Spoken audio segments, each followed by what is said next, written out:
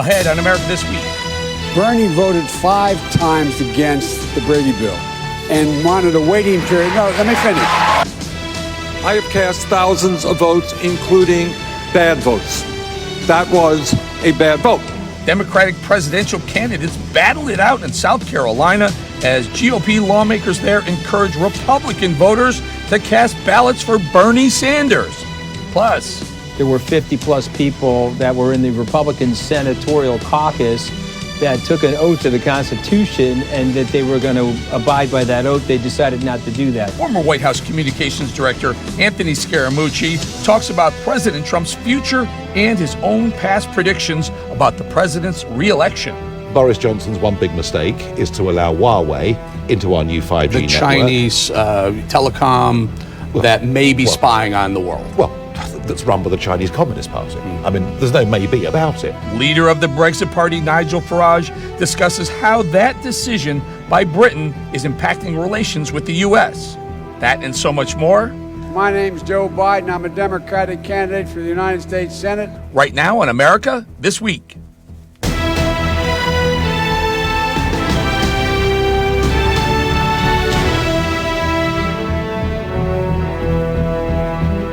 Welcome to America This Week. It's only the hottest new political show broadcast across the country. I'm Eric Bolling. My goal is to hold the mainstream media and the powerful accountable by following the money and asking tough questions they're just not used to being asked.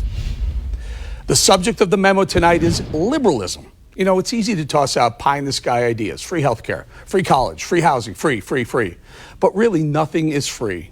And most people with any sort of cognitive reasoning know that politicians promising free stuff is nothing new and really nothing short of cheap pandering for votes. Hate to woke all y'all, but free stuff never happens. It never shows up. The proof is in the rearview mirror. There have been 14 Democrat presidents of the United States. We still pay for school. We still pay for health care. In fact, we still pay for everything. So like it or not, politicians promising free stuff isn't new, but actually what would be new would be anything free ever materializing. But it won't. You know, I'm reading the blogs this week, and some of the other very liberal tenets have fallen apart too. In New York City, liberal Mayor Bill de Blasio passed what he called criminal justice reforms. In actuality, de Blasio made it impossible to police the city. In New York now, if you get caught burglarizing a home, a store, or a car, you don't go to jail, you get a ticket. Now, is that the dumbest idea you've ever heard?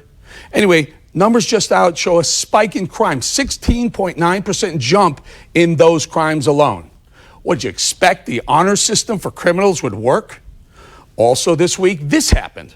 You know, Democrats demand that American small businesses pay $15 per hour minimum. Again, sounds good on a debate stage or at a protest, but in the real world, not so good. Amazon just announced that they're opening cashierless grocery stores. Cashierless as in no cashiers, no people. Guess the automated tellers who don't demand stuff is the cause. The machines don't demand cigarette breaks, health care, time off, or maternity or paternity leave. Who else saw this coming a mile away? P.S. It always makes me shake my head when I see cashiers at Walmart, Walgreens, and other retail stores out from behind the checkout counter teaching customers how to use the automated tellers. Literally, these people are working towards their own obsolescence. And finally, my friends over at the Young Turks, Cenk Uygur and Ana Kasparian, are as liberal and progressive as anybody I've ever had the pleasure of arguing with and getting pushed, shoved, and spit on at their horrible protests. True story. Unionizing is as liberal of any policy out there. The Young Turks support Bernie, and Bernie demands workers allowed to unionize. Sounds fair, I guess. If you really want the unions to steal your money, I guess go for it. So unionizing, good in liberal land, right? Well, yeah, that is, unless it's the Young Turks workers looking to unionize. Turns out that when the employees at the Young Turks agreed to unionize, Cenk pushed back, claiming they were trying to undermine the far-left media group. I guess, like many other liberals, there are rules for thee and rules for me. In their rush to be progressive and woke, liberals are exposing how dumb many of their ideas really are. It's one thing to talk in ideologies and ideas, free stuff, criminal justice reform, minimum wages, unionizing. They all sound good. And so if you're a believer, you buy into it and you vote for it. The problem is, it's a whole other thing when you actually try these ideas out in the real world. They just don't work. So, sorry, millennials, about that free stuff the Dems are promising you. Don't hold your breath. See Venezuela. And Democrats squared off in South Carolina, and candidates left nothing on the table during Tuesday's debate, likely because it's the last debate before that state goes to the polls and final gathering before an all-important Super Tuesday. Sinclair's chief political correspondent, Scott Thuman, was there and shows us how it all went down.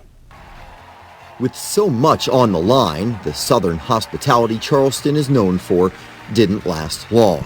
And Bernie Sanders, seen as the true frontrunner, now was almost everyone's punching bag. Vladimir Putin thinks that Donald Trump should be president of the United States, and that's why Russia is helping you get elected, so you'll lose to him. If you think the last 4 years has been chaotic, imagine spending the better part of 2020 with Bernie Sanders versus Donald Trump. I'm hearing my name mentioned a little bit tonight. Another night of taking lumps for Mike Bloomberg, even if he tried to dish them out, too. I was visibly pregnant. The principal wished me luck and gave my job to someone else. At least I didn't have a boss who said to me, kill it, the way that Mayor Bloomberg never alleged said that. To Joe Biden, this state could be make or break, and it showed. We've created jobs for people. The people know me. My entire career has been wrapped up in dealing with civil rights and civil liberties. I don't expect anything. I plan to earn the vote. Well, it was a slugfest for sure, and it just shows how intense this race is right now, with South Carolina voting on Saturday, Super Tuesday, less than a week away, the candidates using all available ammunition. In Charleston, South Carolina, Scott Thuman for America This Week. Eric, back to you. And from the first word of an outbreak of the coronavirus, the president took unprecedented steps to protect the American people from the spread of this disease. He recounted those briefly, but the establishment of travel restrictions, aggressive quarantine effort of Americans that are returning, the declaration of a public health emergency, and establishing the White House Corona Task Force are all reflective of the urgency that the president has brought to a whole of government.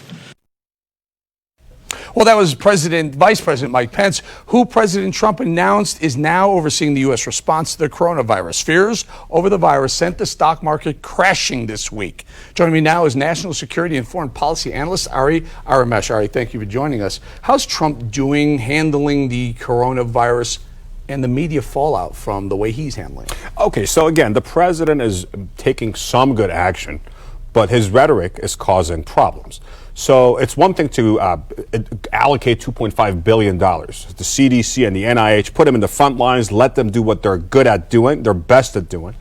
But then when you say, well, you know, this is not that big a deal, and the media is trying to cause panic, and come on, man, Yeah, there is a real epidemic. And we called him, I called him out here on the show saying, look, I don't think that's a good idea to do that. However, I think he fixed it, or he's very good at fixing things. He'll sometimes throw some things out there, he'll pull them back. In other words, he went from this is no big deal, this is the Democrats and the media trying to take me down, to we're going to spend a substantial amount of money making sure we're prepared. And we should. I mean, when influenza hit in 1918, and 500,000 Americans died, and population of 30 million or 40 million.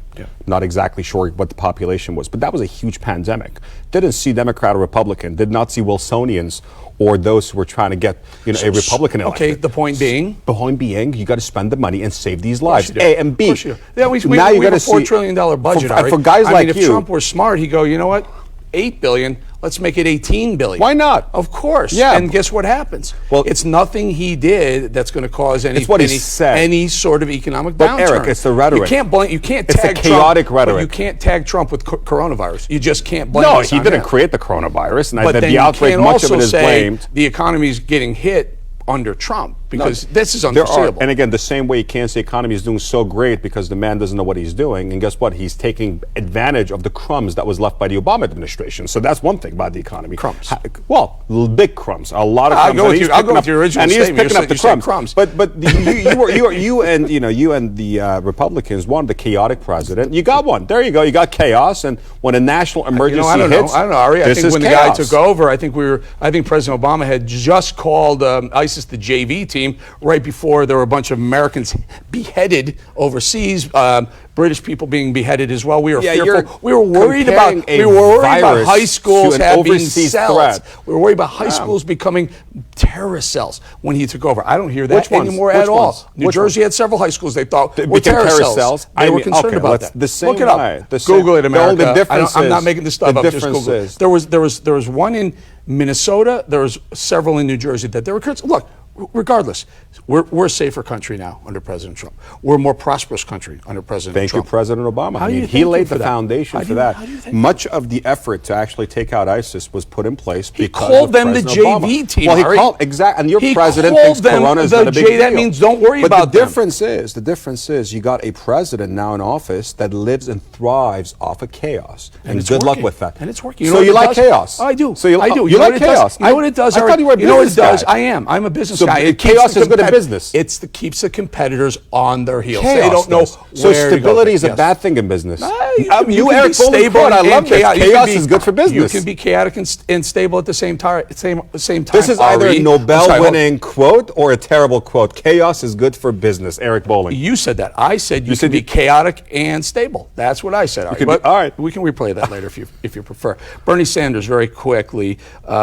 What can a socialist ever become president in America? You know what? He could, and I'm not a big fan of Bernie. I have my other horses in the race. Which but, ones? Well, Buttigieg, I like him a lot. Joe Biden, he's good, but he's. I'm not sure he's the right man right now.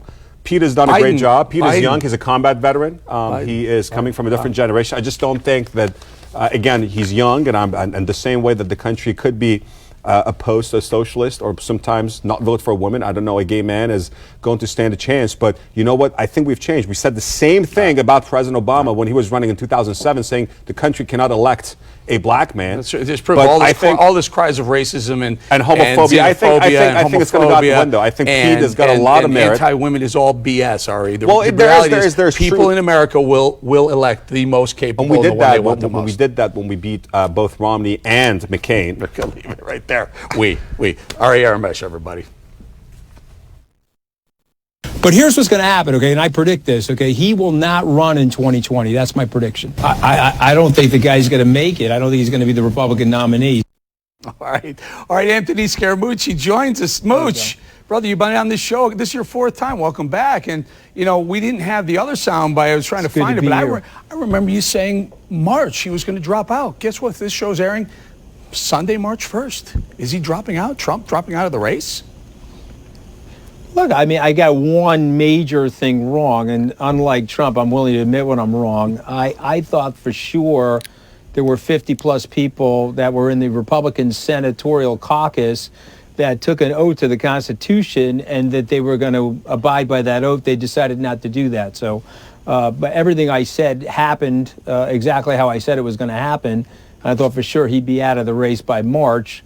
But he bullied those guys and those women. So and let me get that was a profile in cowardice. Anthony, you and I go let way me finish. back. We go that was a back profile in 15 cowardice.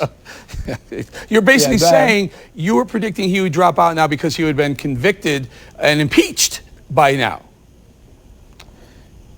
Yeah, no, I said it. I actually said in August that there's something wrong with him. And he's acting in a very unhinged way, and he's going to do something ridiculously stupid that's going to lead to an impeachment or a resignation or a Lyndon Johnson-like event where he's not going to run come November. And I said Lyndon Johnson came out in March, and I thought he would come out in March. But the central thing I got wrong, look, the GOA, independent, nonpartisan governmental agency, said that the president broke the law. We can't with our problem in our society right now is that we don't even agree on the facts anymore. Come on, my friend. I mean, the Democrats spent the better part of 2 years trying to pin something on him, and they couldn't. They failed. They didn't bring any evidence to the point where he was. That's a separate issue. But let's not rehash that, Eric. I'll cede that issue. Rehash and being acquitted I'll for life. cede that issue to you. Let's not rehash that. I mean, Anthony, come on. You and I have known each other a long time. You were as pro-Trump as the day is long. You even worked for the guy for 11 days, and then you flip. It's like the what's that knucklehead in Chicago's name? Joe Walsh, another guy, right? Not the musician, the other guy. Eric, I didn't work for the guy for 11 days. I was on the campaign for 9 months. I was on the transition team for 12, and I was a media surrogate for the first 6 months of the administration. So yes, I got fired after 11 days in the White House, but I worked for the guy for a lot longer than 11 days, and I gave him an embarrassing amount of money for the campaign, Anthony? the PAC, what and the inauguration. What made you go from wildly pro-Trump to an anti-Trumper? Yeah, I mean, three things.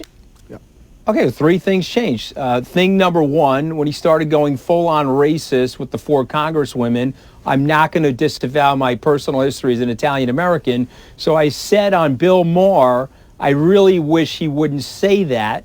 And so then he went and attacked me. Okay, and so me being me, I'm not going to take that from him. So I fired back a shot, and then he went after my wife. Now, you love your wife. I love my wife. I think it's wholly and totally inappropriate and nuts for somebody to go after your wife. You're talking, no offense, I know you a long time. I know your wife as well a long time. But you're talking about because he was mean to your wife. You think the leader of the free world should be removed from office? I mean, come on, that seems a little petty. No, I didn't say that. You're not paying it. No, you say, no. You're curving the facts now because that's what you Trumpsters have to do. You're like figure skaters and mental gymnastic people, curving the facts and shading things to try to justify abnormal behavior. Anthony, he's no different. He's no different. He's no different the day you decided you were an anti-Trumper than he was 9 months prior when you were on board fully saying Trump is the way to turn the country around. Frankly, he turned the country around. I disagree with that. Okay, Anthony, before he was even a nominee, he called John McCain a loser. The people went ballistic over that. That didn't bother you? This is your show, so I'm going to let you talk, Eric. I want you to defend Trump attacking my suburban housewife that has never said anything bad about him.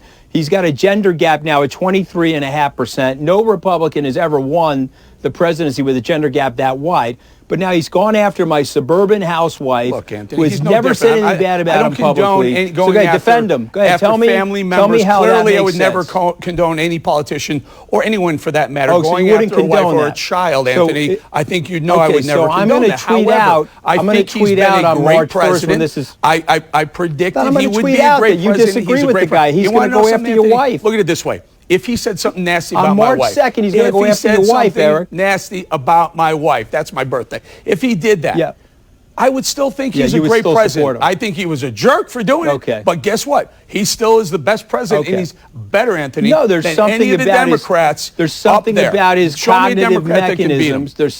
Give me a Democrat. You got to tell me who's going to get. Well, you see, this is the thing. You're an investor before you were a television guy. And so you have to be a little bit contrarian to be an investor. You worked in the oil markets. You can't look at the crazy political environment that we're in right now and say that nobody can beat them, because we know that crazy things happen in our political environment. So we have to stipulate that it's his election to lose. And we have to also stipulate, which I think you would agree with me, the only person I know that can categorically beat him is him.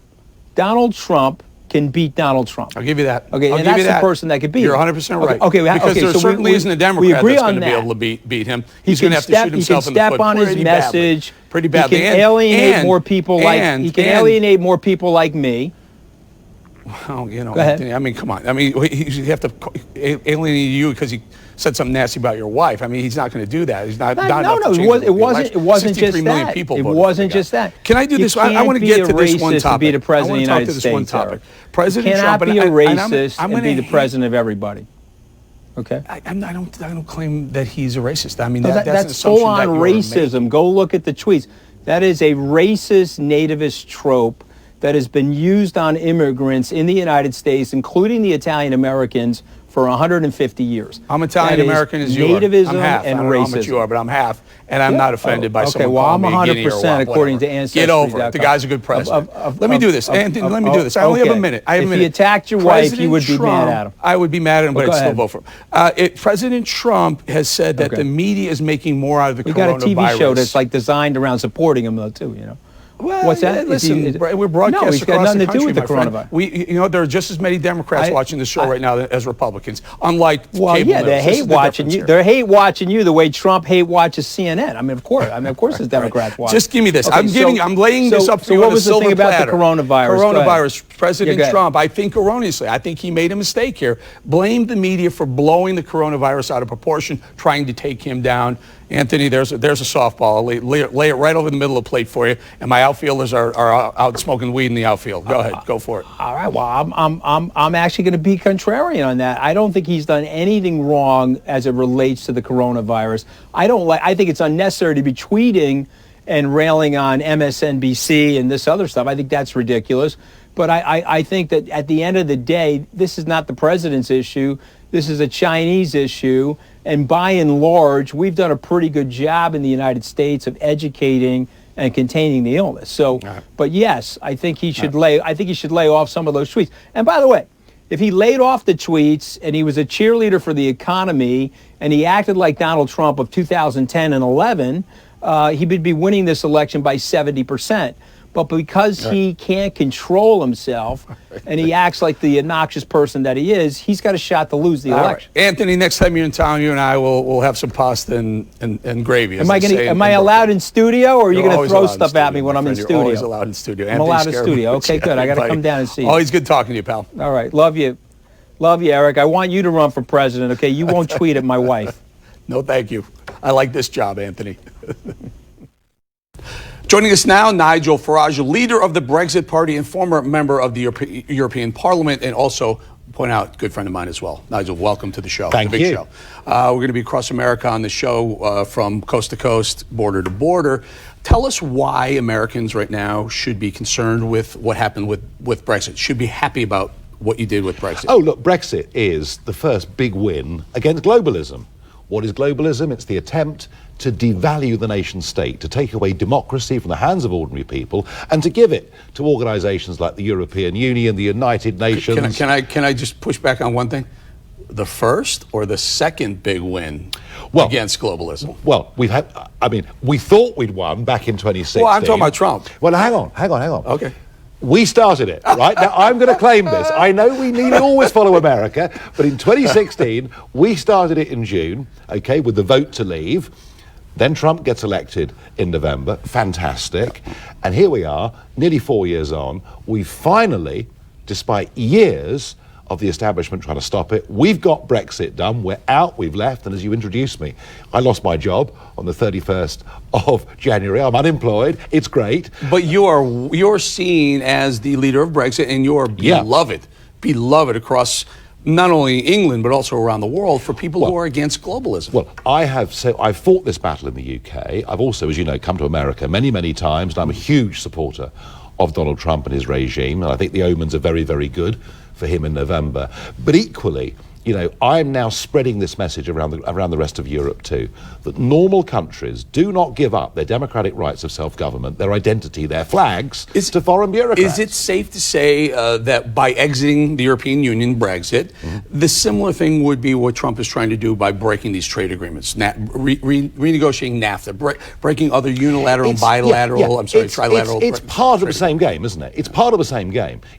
Of course, you want to cooperate with friends around the world. You want to trade with friends around the world. What you don't want to do is take away from the American people or the British people the ability to make their own decisions. So yeah, Trump is very much on this, and Trump is a proud, very proud American patriot. He believes in the nation state. He believes in the flag. He believes in the American people.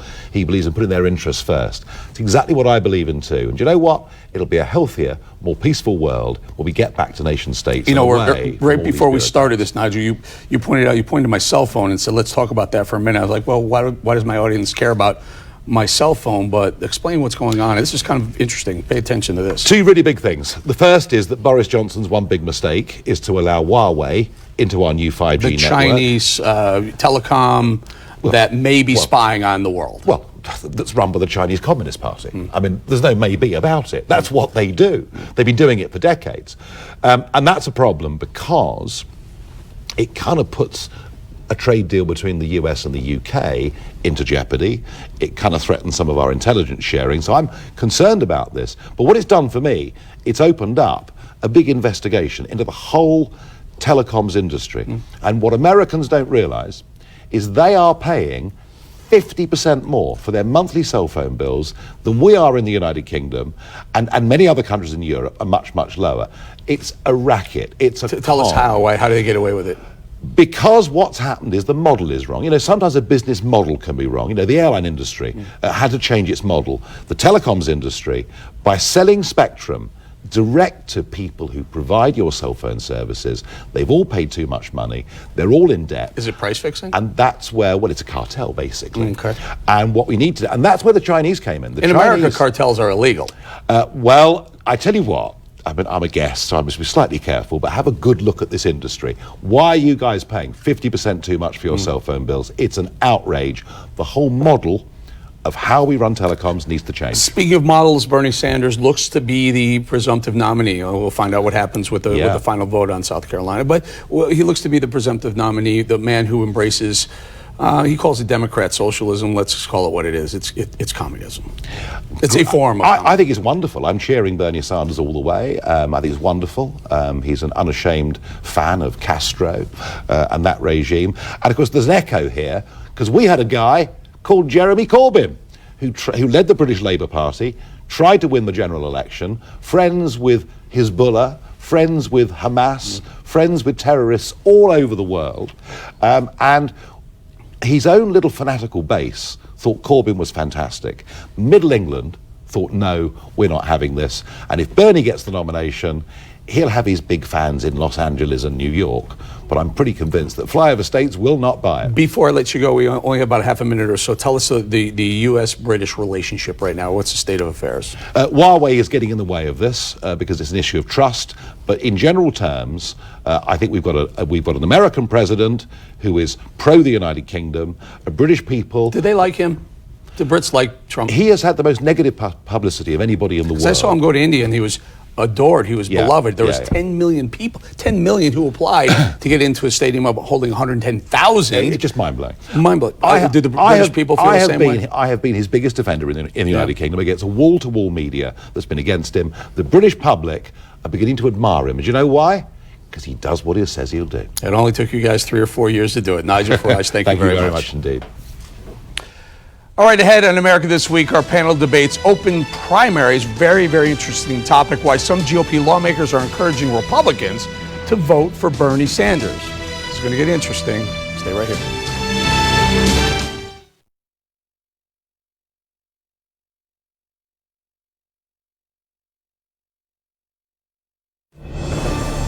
America, one nation, from Florida to St. Louis to Seattle.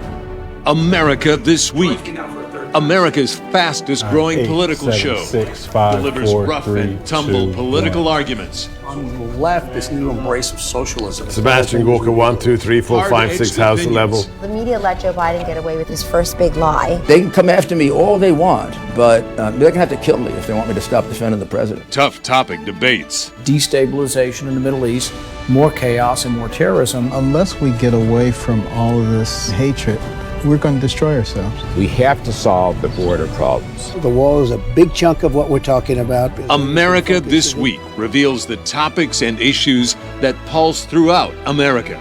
Investigates stories revealing toxic forever chemicals in water supplies. My family was poisoned. My child was poisoned. I have been poisoned. There he is, over here, straight ahead. Chaos at the southern border. Go, go, go, go, go, go, go.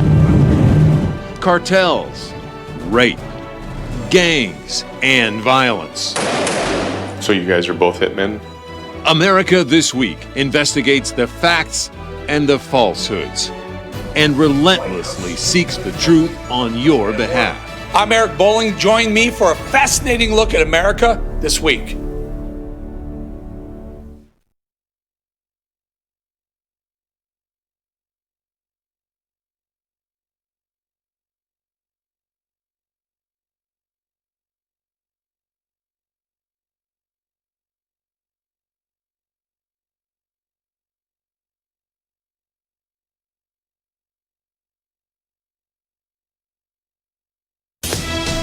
And now let's hear from both sides of the aisle here, going head-to-head. Democratic strategist Kevin Chavez, former deputy assistant to President Trump, host of America First on Salem Radio, and author of his newly released book, The War for America's Soul. Go out and get it, Dr. Sebastian Gorka. So, guys, let's talk about this. It's called open primaries. It's where the opposite party can vote in the other side's primary.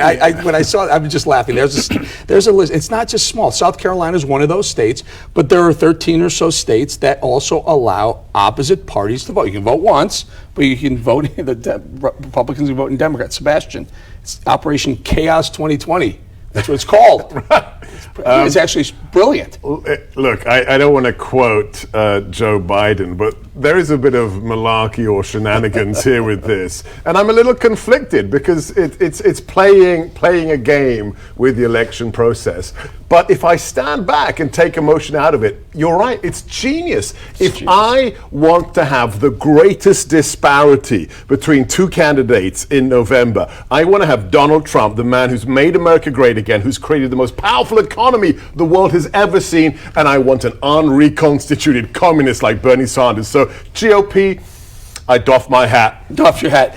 Kevin, I think it's brilliant. And as Sebastian points out, it may be a little bit of gaming the system, but it's legal. There's nothing illegal about it. Why not do it? This is, sort of a fringe effort by some Republicans who are bored because their primary has been canceled. And that's the Greenville. They got free time. Right, they've got time. So it does but listen to some of these states. So we're talking big, important states. Texas, Missouri, Arkansas, Wisconsin's going to play heavily in Indiana, Michigan, Tennessee. I mean, there's Georgia. There's some very important, possibly election determining states involved in this. Right, and I guess it could set sort of a model to follow in those states where the primaries have been canceled, because even though President Trump has some challengers, now they're not going to win, there are states who have canceled their primaries. So I don't know, maybe people follow the lead in these other states and say, hey, come out and vote in the Democratic primary if we're not having one. It is interesting. I mean, we'll see how it turns out.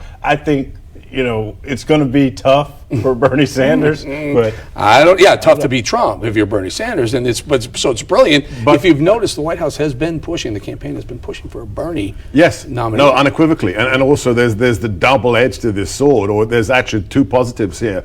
If Bernie gets as many votes as possible, you know what's going to happen for the Democrat convention? It could be contested, right? So you could have chaos at the convention because the superdelegates trying to steal it. Can I ask you, Sebastian, Bill Kristol, he was I guess he was a conservative, I'm not sure what he was, but he became so anti-Trump that he was in favor of doing this same process of jumping over the party lines to vote against the guy he didn't like, Trump. Right. But now he's saying we shouldn't be doing it because it will actually help Trump in some way. Bill Kristol, the man who I last saw in a green room not far from this studio, who wanted to shake my hand in his oleaginous way. I said, I don't shake hands with people who just tweeted yesterday, in a choice between Donald Trump and the deep state, I choose the deep state. This is a man who's fighting he for recommended relevance. People vote Democrat. Republicans vote Democrat against Donald Trump. I also pointed out on Twitter that last time he was right was even before the last time Karl Rove was right about it. Right. He is irrelevant. I think so. So, do you think this is? I mean, look, you don't have a problem with that on the left doing it, right? I'm guessing it happened. Didn't you ask for votes, Republicans to vote for Hillary Clinton? Yeah, we did, and we should have. And I would ask for them to do it again.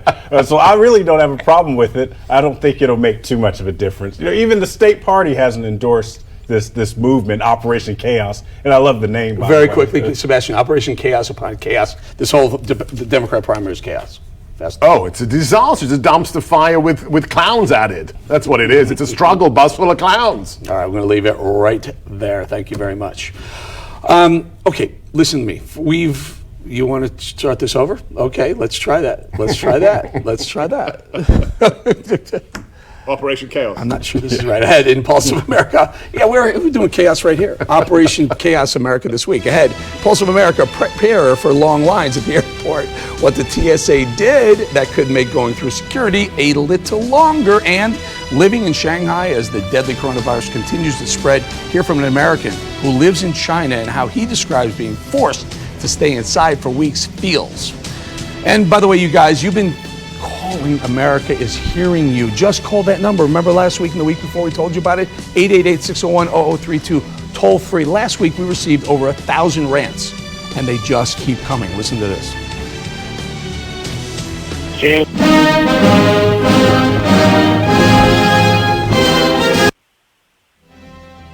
James from Perry, Iowa. I don't want them loony toony Democrats in there because Trump's doing a good job.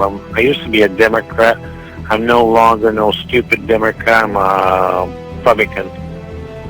Hi, Eric. I just wanted, I'm a citizen. I'm so glad that you finally had the governor, the former governor from Illinois on. Oh, Eric, guess what? You got on too much makeup, but that ain't what I'm talking about.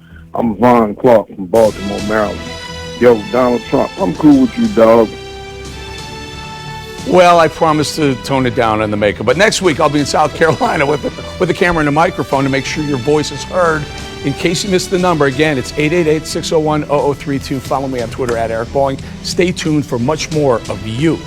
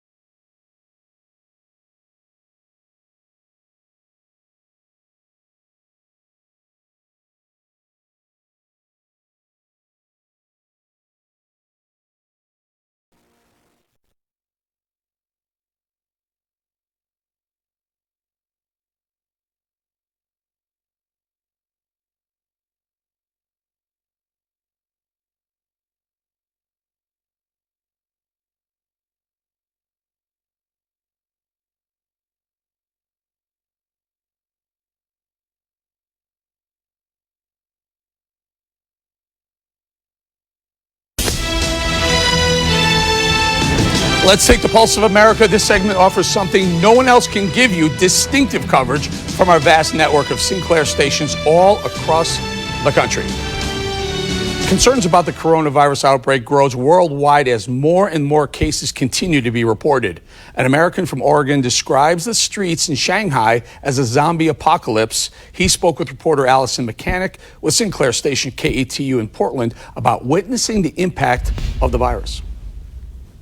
David Young has been stuck in his Shanghai apartment for weeks, but he's optimistic that things will get better there soon. As those sick with the coronavirus are being treated, people who have remained healthy during the outbreak are beginning to feel the effects. I was able to handle a few weeks of being kept inside and indoors, but cabin fever is getting to me. From his Shanghai apartment, David Young, a Portland native, shares what his life has been like since people began getting sick with the coronavirus. To enter any establishment that's open these days, they have to take your temperature from your wrist and temperature from your head to enter. Making errands like grocery shopping a very infrequent occurrence, and whenever he does go outside, he has to wear a mask. But instead of focusing on the challenges, Young believes staying in China instead of leaving was the right move for his family. The friends that did come back home stateside, it sounded like a nightmare doing the 14-day quarantine and such. Currently, most big businesses and schools are closed, but Young believes things will go back to normal soon. The government has been taking these certified stickers that make sure all the businesses keep their doors closed. So they've been taking these off the businesses the past few days. New information from the Oregon Health Authority this week. They tell us that they're monitoring more than 75 people for the coronavirus. So far, no one has tested positive. For America This Week, I'm Allison Mechanic. Eric, back to you. Flyers beware, you may run into longer lines going through the TSA at the airport. The TSA said it has frozen overtime and is in a hiring freeze. Christina Flores with Sinclair station KUTV in Salt Lake City, Utah, explains what some passengers could expect. Those passengers showed up for a late night flight here at Salt Lake International. When they got here, the line at security was moving very slowly, so passengers thought they were going to miss their flights. That's when things got ugly. They were yelling, people were angry, people were pushing up towards the TSA gates. Stephanie Summers was at the Salt Lake Airport in line for a 10:30 flight to Orlando Friday night. When passengers started getting nervous about missing flights, there were not enough TSA workers. There was one TSA person checking IDs. Summers says she got there an hour and a half before her flight when the line was short. As more people arrived and the line did not move, customers became angry at the few TSA agents who were on duty. Concerned about the TSA agents and their safety because people were angry at them, even though they're doing the best that they can. The TSA workers told passengers they could not call more staff to help them. And they said there's nothing we can do about it.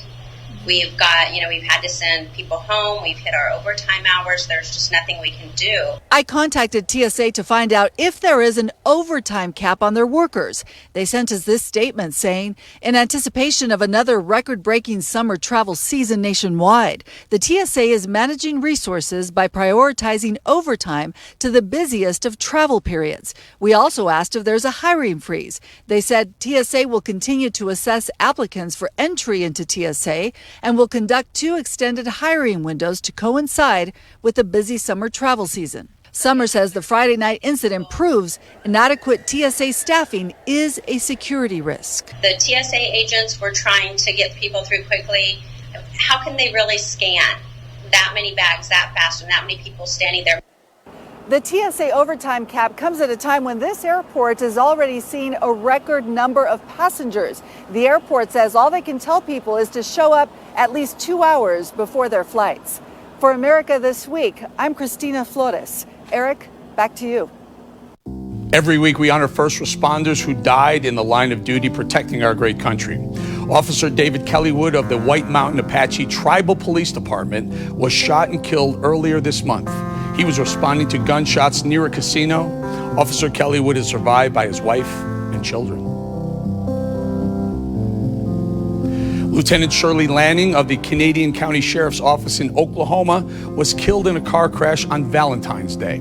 Lieutenant Lanning had served in law enforcement for 30 years. She leaves behind her husband, stepson, parents, and siblings. Rest in peace, officers.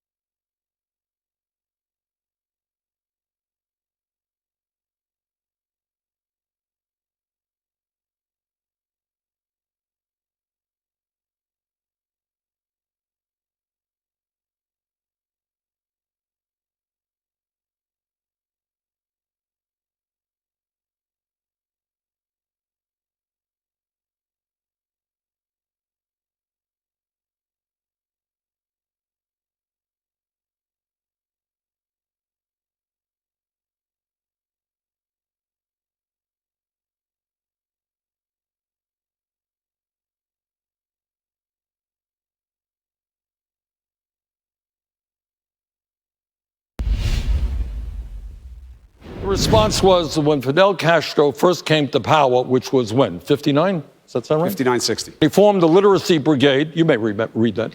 They went out and they helped people learn to read and write. You know what? I think teaching people to read and write is a good thing.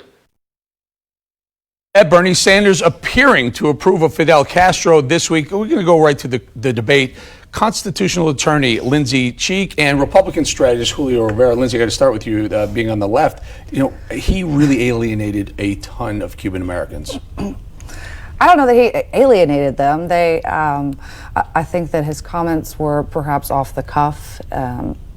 But, you know, Bernie is a self-admitted democratic socialist, so I don't think anything that he said was super surprising, you know. Well, it was to Cuban Americans. I mean, Julio, it's basically, and you correct me if I'm wrong, to a Cuban American, if you say that, it's like telling a Jewish person that the Holocaust never happened. You're absolutely right, Eric. It's like how to end a relationship in one date. I mean, these were the worst comments that Bernie Sanders could have possibly said, especially with the importance of the state of Florida. I mean, let's face it, a lot of times that these elections come down to battleground states. You know, he can expect a low Hispanic turnout should he be the Democratic nominee, or worse, you know, he may even switch a lot of, for the Democrats, a lot of these Hispanic voters over to Trump based on these comments alone. You know, Lindsey, and it's not like they were off-the-cuff comments once. He doubled down with 60 Minutes with Anderson Cooper, and then he tripled down in the debate. And the guy basically said he's defending a regime that stole property from Cubans, took it to it as state-owned, threw them, exiled, put them in prisons, and then told everyone they can't leave the island. I don't think he was making comments. How do you defend that? I don't think he was making comments, Eric, that were he's talking about the regime. He was trying to make it a positive. He was trying to compare it to the positive literacy and the education that Cuba was able to develop. And you know, Cuba has a lot of doctors.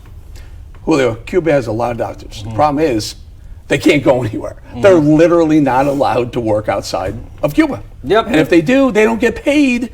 Well, they get paid the minimum, whatever they get paid in Cuba, and the state takes the balance. Exactly, and a lot of them aren't even practicing medicine. I mean, you know, it's really bad, and it's a sad state of affairs in America when, you know, the leading candidates for the Democratic nomination right now is let's just be clear, Julio. You're Puerto Rican. Yes, you're I'm not Cuban. Puerto Rican. Not but Cuban. you empathize with the Cuban Americans who were deeply offended by this comment. Listen, I know a lot of Cubans personally. I know people who were personally affected. Their families had, you know, their businesses seized. You know, everything became property of the state. And, you know, it's not just Cuba with Bernie Sanders. You know, you're talking about vacationing over in the Soviet Union. This guy is a communist sympathizer. I believe he's a communist, you know, in our Senate right now. Quick final thought? Absolutely not. He is not a communist. He is, the word socialism is a nomenclature that is used by the Republicans too, because it's a scary word. Hold on. It's a very scary word. It's an economic system. It's a government / economic system which says that it's statism, where the state controls all goods, all services, all production. That's not Bernie Sanders' position. Well, that's pure socialism, and he wants to call it Democrat socialism. Maybe we're not sure what it really is. Maybe we shouldn't be voting for a guy we're not sure what he wants to bring. I think his position is he wants people to have services. The government should take care of them. And, yes. Well, and unicorns and all those other cute things. Julio, thank you very much. And Lindsey, you as well. Ahead, White House reporter for Politico, Dan Lippman, joins us to talk balls and strikes. His take on some new acting positions in the White House, including one filled by a 23-year-old college student. Not kidding. Stay with us.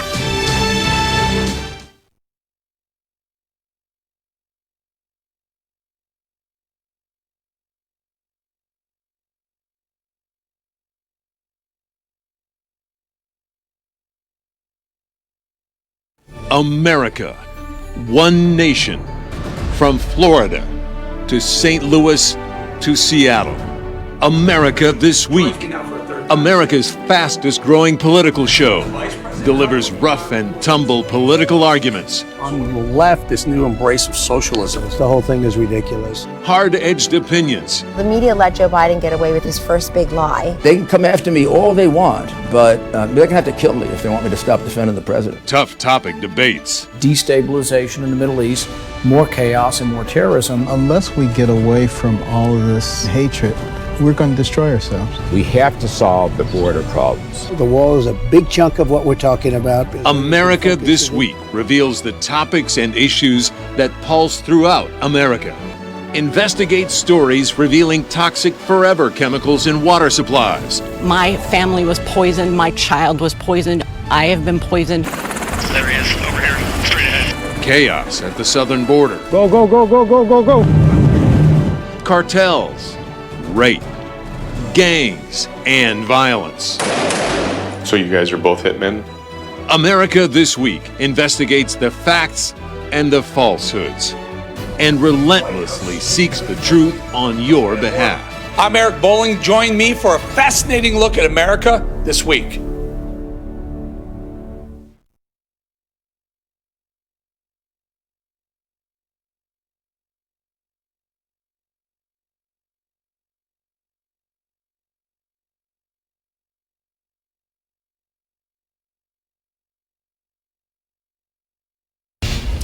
All right, let's talk balls and strikes. We're joined by Dan Lippman, White House and Washington reporter with Politico. Dan, a couple of big stories this week. And the one I really want to focus in, we hear about acting. President Trump puts a lot of acting positions in. Right now, he's got an acting chief of staff.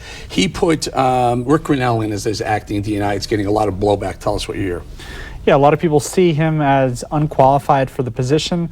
He was a very bombastic ambassador to Germany, but doesn't have intelligence experience. And the intelligence community is concerned that he's going to politicize the intelligence Can you tell production. us, when you say the intelligence community is concerned, who specifically are we talking about? Like current and former officials How that do you know? we talked. I've talked to them, and I talked to one who said change is hard, and that there are. Definitely, they've heard good things about Grinnell in meetings. He seems curious about the issues at hand, but all of these former officials are also in touch with current officials too, and he is not someone who has the resume of a traditional DNI, and that's probably why Trump picked him, but also with Joe Maguire's firing as the acting DNI after this election security briefing, where his person told Congress, "Hey, Russia's has a favorite in Trump," which is from 2016 as well for 2022. Trump was mad about that. Correct me if I'm wrong. The accusation is, or what was floated was that Maguire was fired because it somehow came out that he was an anti-Trumper, right? So he gets escorted out.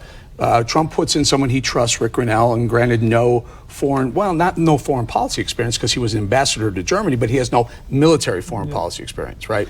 And so that's a big problem for some. Although, to be fair, Maguire was not seen as anti-Trump since he was put in by Trump as acting DNI.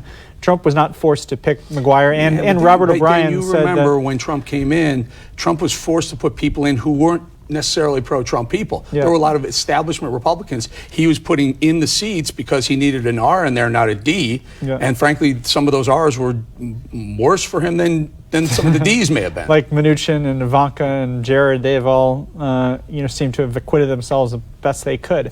Maguire was put in last August or September after Dan Coates, who is a longtime Republican senator. And so Maguire did not start at the beginning of the Trump administration. Right. Okay. Listen, they serve at the pleasure of the president. So it may not be palatable for Democrats, but it's legal, certainly in the books. Coronavirus. How is he handling coronavirus? Now, we know this week there was the big announcement. Let's just stay with the process. Is Corona something that you think could be detrimental to his presidency?